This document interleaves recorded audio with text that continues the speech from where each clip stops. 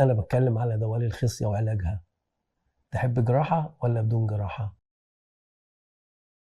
يعني إيه؟ تتشك شكة صغيرة في وريد رجلك، وبعدين تخش قسطرة صغيرة خالص من هذه بدون أي ألم وأنت صاحي.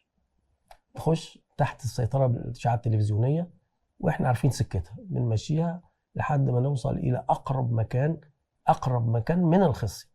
ودي نقطة مهمة جدا جدا بتميز موضوع الحقن بدون جراحة، ألا وهو إنك بتوصل لأقرب منطقة من الخصية. ودي مهمة قوي في منع الارتجاع، منع إن الدوالي ترجع تاني. ولما نوصل لهذا المكان بناخد صور ونتأكد إن إحنا في مكان كويس قوي، وبعد كده بنسد هذا الوريد.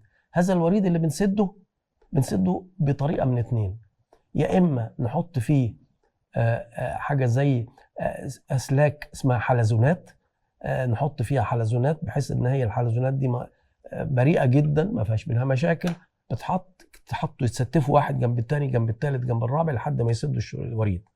او نحقن مادة غروية زي الصمغ كده، تروح لازقة الوريد قافلاه. فالطريقتين ممكن بطريقة من غير جراحة. استخدام المادة دي او دي متروك للدكتور، ايهما هو يفضل وايهما هو متمرس عليه. الطريقتين جيدين متساويتين تقريبا.